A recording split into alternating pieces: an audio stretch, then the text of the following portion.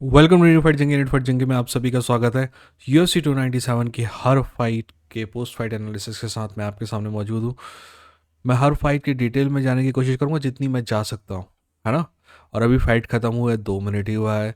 तो ये post fight analysis है और आपको पोस्ट फाइट एनालिसिस में ये ध्यान रखना होगा कि पोस्ट फाइट एनालिसिस जो होता है मोस्टली टेंजेंशियल होता है, सतही होता है। ज़्यादा डीप में हम लेटर जाएंगे, पर अभी हर फाइट के बारे में बात करना ज़रूरी है और आपको जानकारी देना ज़रूरी है। अगर कुछ लोगों को लगता है कि उन्होंने फ़ाइट नहीं देखी है और उनको फ़ाइट की जानकारी नहीं चाहिए, तो ये भाई स्पॉइलर अलर्ट समझ लो इसको और यहाँ से निकल लो, ठीक है ना। हम बात करते हैं UFC 297 की। मोबसा रेवलेव और ऑनर एलन की जो फाइट शुरू हुई, मैं आपसे रिक्वेस्ट करूंगा कि थोड़ा ध्यान से सुने, क्योंकि इस बारे में मेरा थोड़ा ओपिनियन शायद दुनिया भर से अलग है। क्योंकि ऐसा लग रहा है कि दुनिया भर इस फाइट के बारे में एक तरीके से सोच रही है और मैं दूसरे तरीके से सोच रहा हूँ, और शायद मैं गलत हो सकता हूँ। तो जब फाइट चालू हुई ना, तो काइंड ऑफ इक्वल फुटिंग में ही चालू हुई, बट ऑलर एलन जो है डेफिनेटली बेटर दिख रहा था आपके स्ट्राइकिंग में। फिर टेक डाउन अटेम्प्ट हुआ मोवसार का, जिसमें एलन ने सर्वाइव किया। जैसे जैसे फाइट जा रही थी ना, एवलोव की एक्चुअली स्ट्राइकिंग जो है ज़्यादा ऑन पॉइंट और ज़्यादा बेहतर हो रही थी। बट फिर भी मेरा मानना है कि फिर जब लास्ट के 2 मिनट में मोवसार ने बहुत सारे टेक डाउन अटैम्प्ट किए, एक साथ 4 5 6 7 टेक डाउन अटैम्प्ट किए, जिसमें लगभग सभी में सर्वाइव किया एलन, ऑनर्ड एलन ने। अब आपको समझना होगा जो क्राइटेरिया है, जो मेरे ख्याल से जजेस ने नहीं पढ़ा है, और कमेंटेटर तो मेरे ख्याल से कभी किसी के बाप ने नहीं पढ़ा है कि क्राइटेरिया क्या है। क्राइटेरिया ये नहीं कहता है कि टेक डाउन अटेम्प्ट में आपको पॉइंट मिलेंगे, बिल्कुल नहीं। आप सिर्फ ग्राउंड में किसी के ऊपर लोड़े रहो तो भी आपको नहीं मिलेंगे सो कॉल्ड ग्राउंड कंट्रोल में। क्राइटेरिया है कि डैमेज में ही मिलेंगे आपको, ठीक है ना। इसलिए टेक डाउन अटेम्प्ट को कोई वैल्यू नहीं दी जानी चाहिए, क्योंकि अगर समझने की जरूरत है आपको कि अगर टेक डाउन अटेम्प्ट को अगर वैल्यू दी जाएगी ना, तो फिर आपको समझना होगा कि टेक डाउन अगर कोई डिफेंस कर लेता है ना सही से, उसको भी उतनी ही वैल्यू दी जानी चाहिए, ठीक है ना। अगर किसी को सक्सेसफुल टेक डाउन के लिए पॉइंट मिलेंगे, तो किसी को सक्सेसफुल टेक डाउन डिफेंस के लिए भी मिलने पड़ेंगे। और जजेस दोनों को नहीं देना, मतलब एक्चुअली जो क्राइटेरिया है वो दोनों को नहीं देता। Successful take down defence is nothing, successful take down is nothing, only damage is the thing, right. तो पहला राउंड जो है मेरे ख्याल से क्लियर एज थी एलन को, तो 10-9 मैंने दिया। दूसरा राउंड जो है एक्चुअली बहुत अच्छी तरह से स्ट्राइकिंग से चालू हुआ ऑनर एलन की, पर धीरे धीरे जैसे राउंड बढ़ रहा था, इसमें भी मल्टीपल टेक डाउन अटेम्प्ट हुए, है ना। पर मेरा मानना है कि टेक डाउन अटेम्प्ट हुए जिसमें लगभग सारे में ऑनर एलन ने सर्वाइव किया। एक भी बार ऐसा नहीं हुआ कि ग्राउंड पे कंट्रोल किया हो। डैमेज की बात छोड़िए, ग्राउंड पे कंट्रोल भी नहीं किया है मोबसार ने, है ना। दोस्त, मेरा काम है आपको सच बताना। मुझे पता है कि यहाँ बहुत सारे मौसार के फैन हैं और मैं भी हूँ, बट जो सच है वो सच है। मोवसार ने बहुत सारे टेक डाउन अटेम्प्ट किए, बट टेक डाउन अटेम्प्ट से कुछ नहीं हुआ। बट मोवसार की स्ट्राइकिंग बहुत ऑन द पॉइंट थी और अच्छा खासा डैमेज किया आखिरी के 1 मिनट में मोवसार ने। इसलिए मैंने ये राउंड क्लियर था स्ट्राइकिंग में मोवसार वॉज मोर डैमेजिंग। बेटर नहीं कह सकते, बट मोर डैमेजिंग। और डैमेज इज मोर इंपॉर्टेंट। आप टेक्निकली कितने भी बेटर हो, इससे फर्क नहीं पड़ता है, आप डैमेज कितना करते हो ये इंपॉर्टेंट है। और मोवसार ने डैमेज किया। अब तीसरे राउंड पे आते हैं। तीसरे राउंड की स्ट्राइकिंग से शुरुआत हुई काफ़ी अच्छी। मल्टीपल टेक डाउन अटैम्प्ट हुए, एलन ने सभी सर्वाइव किए। पर एक जब टेक डाउन अटैम्प्ट को सर्वाइव कर रहा था एलन, तो जो ग्राउंडेड अपोनेंट को नीज होती है ना, वो वाले उसमें एलन पकड़ा गया और एलन टाइम आउट दिया गया दोनों को। बट इंटरेस्टिंग बात यह है कि ग्राउंडेड अपोनेंट वाला नियम भी मैं आपको समझा देता हूँ।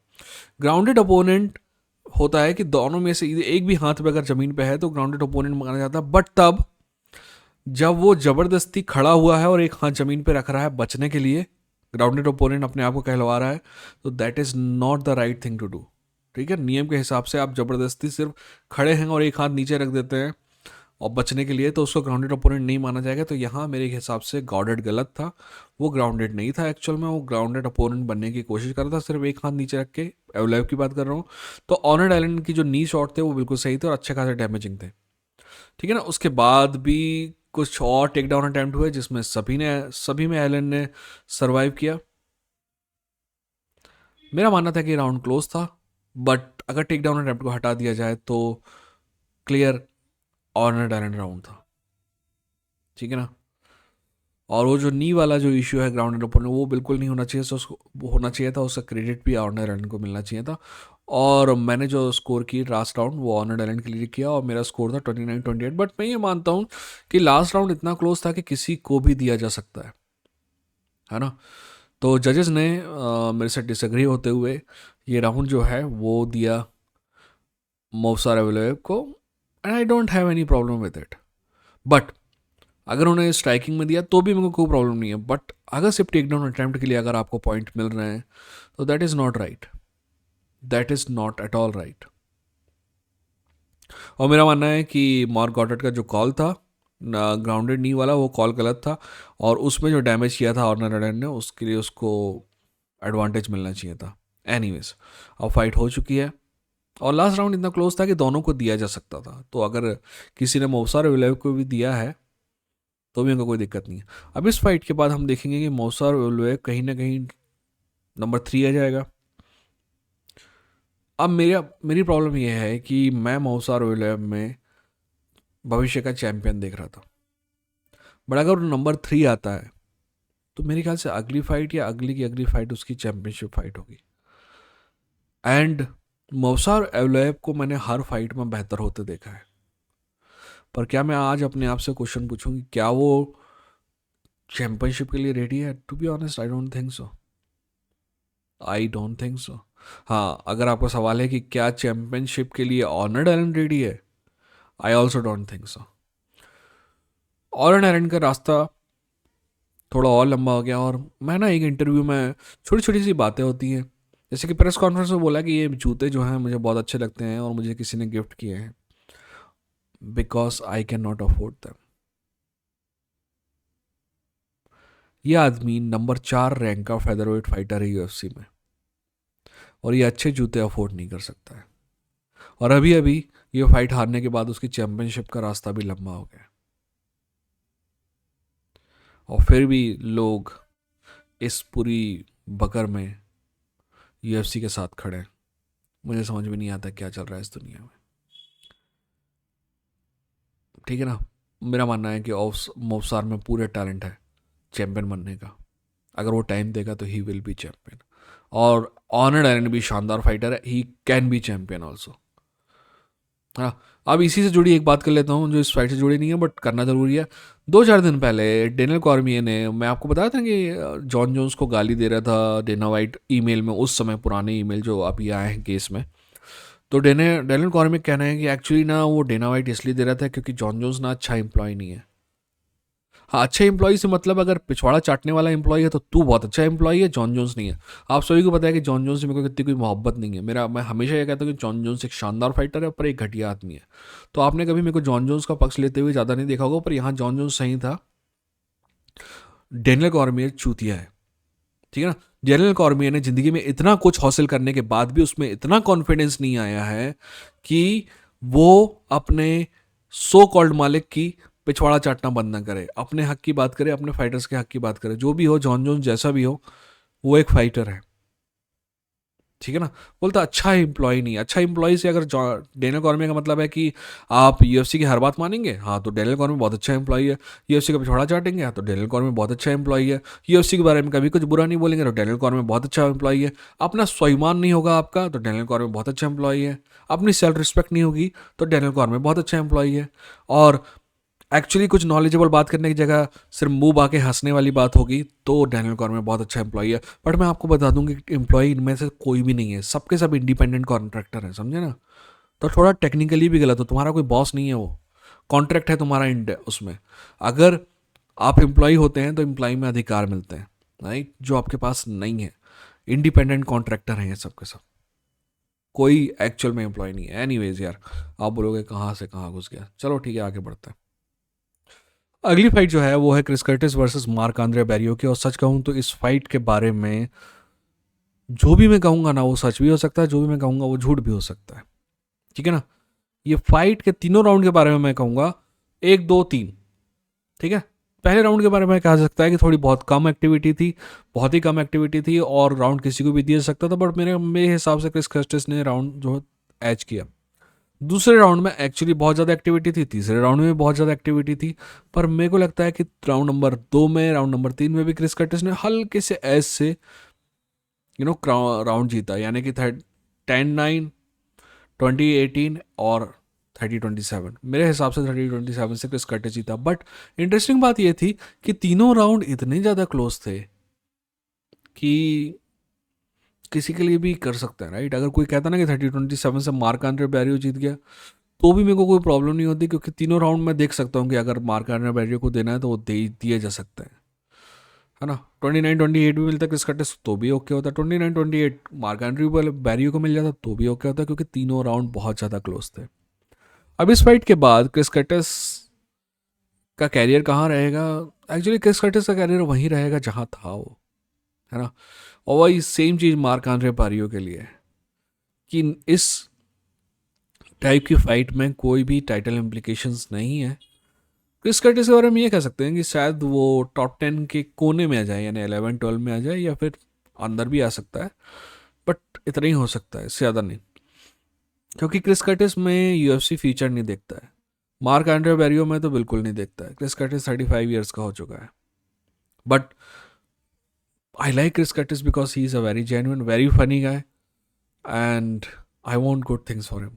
मेरे को उम्मीद है कि क्रिस कर्टिस को ज़्यादा से ज़्यादा पैसा मिले, क्योंकि आई थिंक क्रिस कर्टिस के पास 1 आध साल और है फाइट का। मार्क के बारे में भी मैं यही कह सकता हूँ, है ना। वैसे आपने देखा है कि मैं पहले सिर्फ एनालिसिस करता था और फिर कुछ नहीं बोलता था, अगली फाइट की तरफ मूव ऑन कर जाता था, बट किसी ने कमेंट में कहा कि this is like everybody else, so I change that little bit, है ना। अब अगली फाइट की तरफ चलते हैं। अब बात कर लेते हैं नील मैग्नी वर्सेस माइक मैलॉट की फाइट के बारे में। देखिए,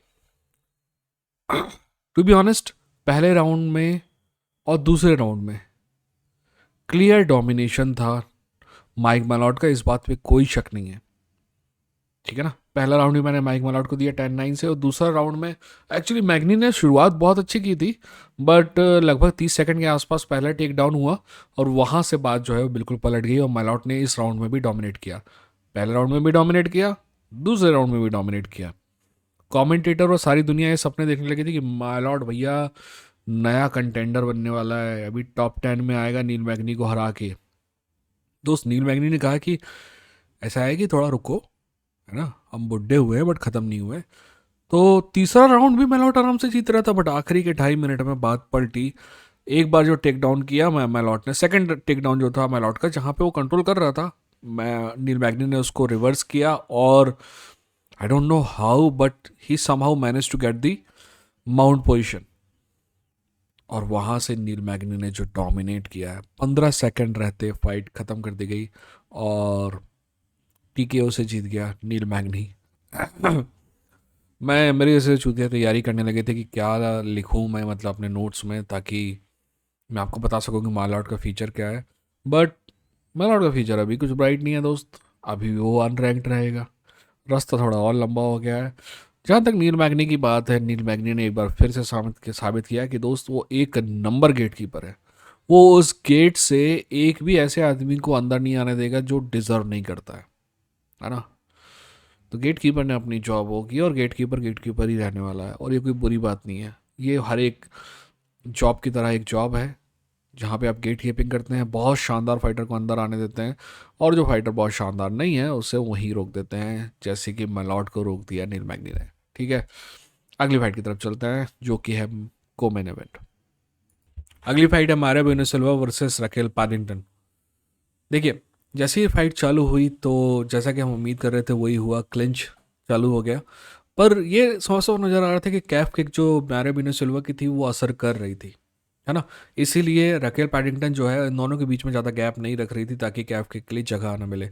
that was very intelligent offer, ठीक है ना। जैसे तैसे मारियो बेनिसिल्वा ने रकेल पैडिंगटन की बैग जो है वो हासिल कर ली, और बाकी के राउंड में ना कंट्रोल किया। तो ये क्लियर राउंड था, डोमिनेटिंग तो नहीं था, बट क्लियर मारियो बेनिसिल्वा राउंड था। तो स्कोर हो गया 10-9 मारियो बेनिसिल्वा के पक्ष में। जैसे ही राउंड 2 चालू हुआ तो रकेल पैडिंगटन मेरे ख्याल से मोस्ट 2/3 राउंड में आगे थी अच्छे खासे तरीके से। फिर जैसे तैसे हमेशा पिछले बार की तरह क्लिंच हुई, क्लिंच में जो है रोल रिवर्स हुआ, और ब्यूनो सिल्वा को फिर से एक बार बैक मिल गई, बट उसके बाद भी Bueno Silva was not able to do anything. ठीक है ना, चोक उसने अप्लाई किए, सबमिशन अप्लाई किए, बट राकेल पेडिंगटन जैसे हम जानते हैं कि she can survive, so somehow she survived. और मेरे को लगता है कि ये राउंड भी राकेल पेडिंगटन था, तो मेरा स्कोर हो गया 19-19, दोनों बराबर। ठीक है ना, राउंड 3 से बात जो है ना हल्की सी चेंज होने लगी। हम साफ साफ देख रहे थे कि रकेल पैडिंगटन बिल्कुल भी थकी नजर नहीं आ रही थी, वहीं मायरा म्यूनिसोवा ऐसा लग रहा था कि उसके पास जो भी था ना, जितनी भी गोलियां थी वो सब खाली कर चुकी थी राउंड नंबर 1 और बचे हुए में राउंड नंबर 2 में। तो इसमें भी मोस्ट ऑफ द टाइम जो है ना क्लिंच में गया। मायरा म्यूनिसोवा simply she was looking very tired, और एंड में रकेल पैडिंगटन ने उसको ग्राउंड में कंट्रोल किया, अच्छा खासा डैमेज किया ग्राउंड एंड पाउंड से, और क्लियर रकेल पैडिंगटन राउंड था। तो इसके बाद स्कोर हो गया 28-29 रकेल पैडिंगटन के पक्ष में। राउंड नंबर 4 में भी 2 बार ऐसा हुआ कि यू नो मायरा बिनोसिल्वा को मौका मिला। एक बार तो अच्छा खासा आरएनसी उसने अप्लाई किया, बट रकेल जो है वो फिर भी बची इस राउंड से, बची इन दोनों चोक से। उसके बाद जो बचा हुआ राउंड था, she dominated and I gave her the round number 4 also. तो अब स्कोर हो गया 37-39 रकेल के पक्ष में। तो फिफ्थ राउंड जो है वो क्लियरली पैडिंगटन ग्राउंड था। इसमें मायरा बिनोसिल्वा एक सेकंड के लिए भी ऐसा नहीं लगा कि कुछ करा है मायरा बिनोसिल्वा ने। It was a clear dominating round bye Raquel Paddington. इसके बाद मेरा स्कोर हो गया 46-49 रॉकी के पक्ष में, यानी कि 49-46। 2 जजेस ने 49-46 दिया, एक जज ने 49-45 दिया। हमें देखना पड़ेगा कि जिस जज ने 49-45 दिया वो क्या सोच के दिया, वो हम डिटेल में देखेंगे। But we have a new bantamweight champion and that is Raquel Pennington. इस बात पे कोई शक नहीं है कि यूथ, पावर, स्पीड और थोड़ा बहुत स्किल मायरा बिनोसिल्वा में है, बट मेरे को लगता है कि मायरा बिनोसिल्वा अभी तैयार है चैंपियन बनने के लिए, और रॉकी पैडिंगटन जो है वो तैयार है चैंपियन बनने के लिए। जब मैंने प्रेडिक्शन करने की कोशिश की थी तब भी मैंने आपको ये बता रहा था कि मेंटल स्टेट बहुत इंपॉर्टेंट है दोस्त, बहुत ज़्यादा इंपॉर्टेंट है। और जब भी कोई फाइट एनालिसिस करते हैं ना, तो हर कोई आदमी इस चीज़ को छोड़ देता है। और आप में से कई लोग कह सकते हैं कि मैं बहुत ज़्यादा इस बात पर ध्यान देता हूँ, क्योंकि टू बी ऑनेस्ट यही वो चीज़ है जो मैं एक्चुअल में पढ़ सकता हूँ। ठीक है ना, अब चलते हैं मेन इवेंट की तरफ, जिसके लिए हम एक्चुअली पूरा पूरा का पूरा कार्ड देख रहे थे। मेन इवेंट है शॉन स्ट्रिकलैंड वर्सेस डीडीपी। अब मेन इवेंट के बारे में बात करें उससे पहले एक और मतलब बैंटमवेट वुमेंस के बारे में बात कर लेते हैं। यार ये डिवीज़न वो डिवीज़न होता था जिसमें 1 million 1.1 million pay per view buys होते थे। ये सुपर इंटरेस्टिंग डिवीज़न था। अमेंडा नूनेस यहाँ पे थी, रांडा राउजी यहाँ पे थी, बुलेट यहाँ पे थी। पर अब क्या हो गया है? अब रकेल पैडिंगटन के बारे में, शी इज़ अ चैंपियन, पर क्या जूलियाना पेनिया उसको हरा सकती? बिल्कुल हरा सकती। क्या रकेल पैडिंगटन जूलियाना पेनिया को हरा सकती? बिल्कुल हरा सकती। बट इन दोनों के अलावा अब कौन है? मेरा मानना है कि bullet needs to move off, ताकि थोड़ा बहुत स्टार पावर आ जाए। खैर, मेन इवेंट पे चलते हैं। हम मेन इवेंट में सॉन स्ट्रिकलैंड वर्सेस डुप्लेसिस के बारे में बात करें उससे पहले मैं आपको एक बात समझाना चाहता हूँ। मैंने एवर्सर अवेलेबल वाली फाइट में भी बोला था, और एक बार फिर से ये बोल रहा हूँ कि टेक डाउन का पॉइंट नहीं मिलना चाहिए। Take down is not important, even ground control is nothing, जब तक कि आप ग्राउंड में डैमेज ना कर रहे हो। ठीक है, एनीवेज देखिए, गलत सही होना is part of life, but कभी कभी ऐसा लगता है कि दुनिया में जो 4-5 लोग हैं जिनको एक्चुअल में क्राइटेरिया नहीं पता है, उनमें से हमेशा क्यों ना क्यों 4-5 में से 6 लोग हैं जिनमें से 3 लोग कमेंटेटर होते हैं और 3 जजेस होते हैं जो सबसे इंपॉर्टेंट जगह पे है। ठीक है, एनीवेज इस फाइट के बारे में स्टार्ट करते हैं। टू बी ऑनेस्ट, ये फाइट जितनी मेरी एक्सपेक्टेशन थी ना उससे भी बेहतर है। और जैसा कि मैंने कहा था कि दोनों शानदार आदमी हैं, दोनों शानदार फाइटर हैं। यार, we should be happy that we are seeing Sean Strickland fight because he brings fight, and we should be happy that we are seeing Duplessis fight, क्योंकि दोनों ऐसे नहीं है कि एक्सट्रीमली टैलेंटेड है, पर दोनों मेहनती हैं। मैं हमेशा टैलेंट के ऊपर मेहनत की इज्जत करूंगा। मैं हमेशा रिच लॉन्डो के ऊपर हार्ड वर्किंग गटर से निकले कीड़े जो हैं ना हम जैसे, इन पे पैसे लगाऊंगा। एनीवेज, ये दोनों ही शानदार फाइटर है। So to be honest I am very happy with the fight. आगे बढ़ते हैं। पहला राउंड जो है शॉन स्ट्रिकलैंड के पास यार दुनिया की सबसे शार्प जैब है। कहाँ से आती है कैसे नहीं आती, और आपने देखा ब्लेड जो है थोड़ी खुली हुई थी आज शॉन स्ट्रिकलैंड की। ये इंटरेस्टिंग बात थी, ना सिर्फ सॉन स्ट्रिकलैंड की जैब काम कर रही थी बल्कि सॉन स्ट्रिकलैंड जो है सारी किक को चेक कर रहा था, जो कि मैं समझ नहीं पा रहा था कि कैसे कर रहे हैं, क्योंकि जब ओपन स्टांस में आप रहते हैं ना तो यह है कि आपकी आंख जो है नीचे मतलब कवर करती है 120 डिग्री, बट जब आप एक आंख से देख रहे होते हैं तो how is it possible, but Sean was doing that. पहला राउंड जो है क्लियर शॉन राउंड था। दूसरे राउंड में भी शॉन स्ट्रिकलैंड की जो जैब है वो काम कर रही थी। टेक डाउन किया ट्रिगस ने, टेक डाउन किया और शॉन तुरंत खड़ा हो गया। तो मेरे हिसाब से इसका कोई पॉइंट नहीं मिलना चाहिए, क्योंकि मैंने आपको एवोलेव की फाइट में बताया अगर टेक डाउन के पॉइंट मिलने चाहिए ना सफल टेक डाउन के, तो सफल टेक डाउन डिफेंस के भी पॉइंट मिलने चाहिए, क्योंकि कोई सफल टेक डाउन डिफेंस के पॉइंट देने को तैयार नहीं है। इसीलिए सफल टेक डाउन के भी कोई पॉइंट नहीं है, कोई क्राइटेरिया में ऐसा नहीं है कि आप टेक डाउन कर लेंगे तो आपको पॉइंट मिलेगा, या फिर आप ग्राउंड में थोड़ा बहुत ऊपर किसी और के ऊपर पसरे रहेंगे तो टाइम मिलेगा। नहीं, आपको इम्पैक्ट करना पड़ेगा, आपको डैमेज करना पड़ेगा, and that was not there. So second round में मैंने शॉन स्ट्रिकलैंड को दिया और मेरा स्कोर हो गया 20-18। तीसरे राउंड में जब डुप्लेसिस आया है तो ऐसा लग रहा था कि उसकी जो लेफ्ट आई है वो लेफ्ट आई ये वाली होगी पूरी तरह क्लोज है, राइट। पर इंटरेस्टिंग बात है कि डुप्लेसिस जरा सा भी थका हुआ नजर नहीं आ रहा था और तीसरा राउंड था, यानी कि हम सब गलत थे। डुप्लेसिस का कार्डियो बहुत शानदार है, ठीक है ना। जैसे जैसे फाइट आगे बढ़ी थी ना डुप्लेसिस वॉज गेटिंग बेटर, है ना। डुप्लेसिस बहुत ज़्यादा लैंड भी कर रहा था और डैमेज भी कर रहा था, तो एक क्लियर डुप्लेसिस का राउंड था।